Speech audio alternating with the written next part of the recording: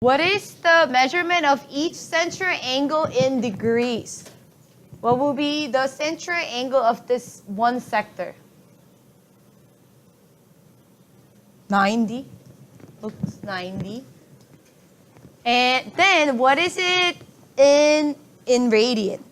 What is it in radian?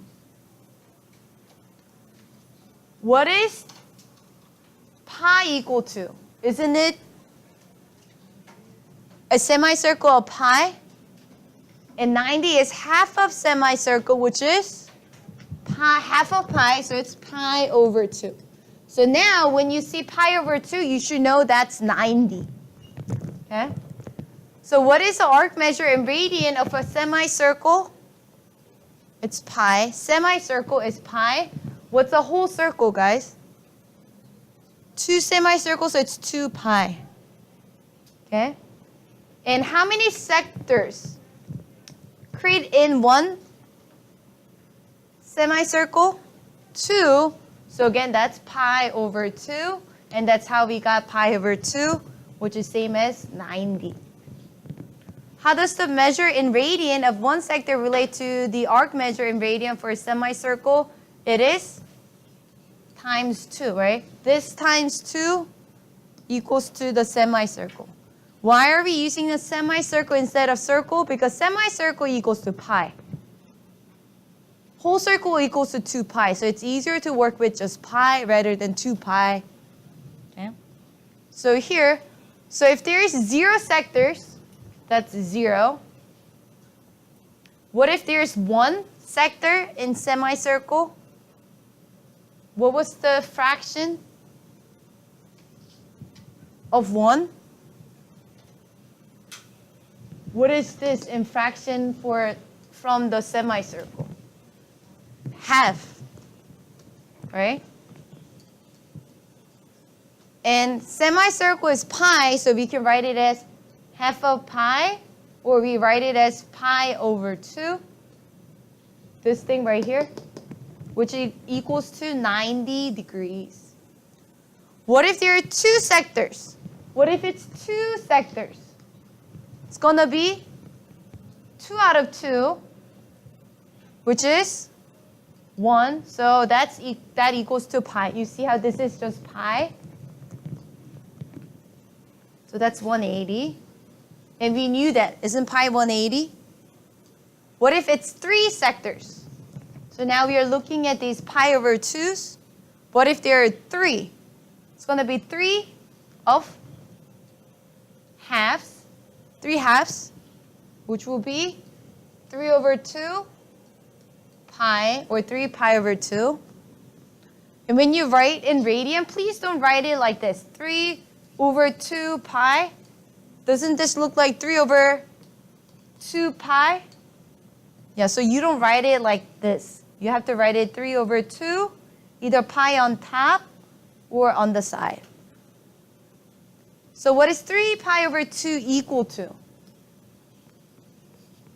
That's 1 pi over 2, 2 pi over 2, 3 pi over 2. What is that equal to?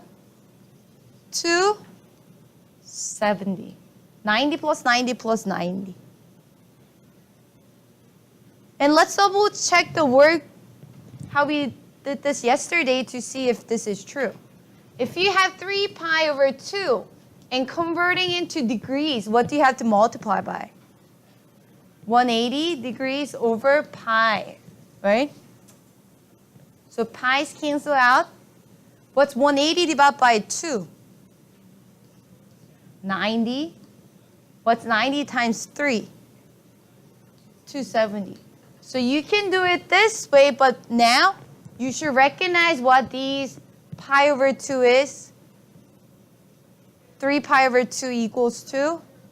And what's the next one? 4 over 2, which equals to what? 2. 2 pi equals to what? 360. Isn't that the whole circle? 360. So all the 90s, all the 45s, 30s, and 60s, you should know without doing all this work. But on the exit card, if you have to do this, that's fine too. But those are the common angles that you just need to know. What about these? The semicircle is cut in how many pieces? How many sectors? Semicircle. We work with semicircle because semicircle is pi. So semicircle is cut in 3 pieces. So what is each sector called? Pi over 3. This is pi over 3, which equals to what? What is that in degrees? What's pi? 180 divided by 3 is 60. Oh, 60. So pi over 3 is what? 60. It's something that you should just know it. So let me just skip those part and let's do the table.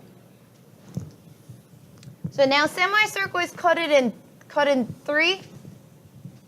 So if it's 0, we don't have to worry about it. If it's 1, that's 1/3 of the semicircle. So it's 1/3 pi or pi over 3, which equals to 60. What if it's 2? How many pi over 3s is that? 2. So it is 2 pi over 3, which equals to, what would this angle be? 120. What about this? 3 of 3s, right? What is that equal to? 1. So that is pi 180. What if it's 4 of them? It's 4 of 1/3. So it's 4/3 pi, 4 pi over 3, which equals to what? 180 plus 60, which will be 240. What about 5 of 1/3? That's 5 over 3 pi, which equals to what now? At 60 again, 300. And 6 over 3, which is 2. That's 2 pi, which is 360. So these radians, without plugging into the formula, you should know what those equals to. Anything with 3s or the 60s.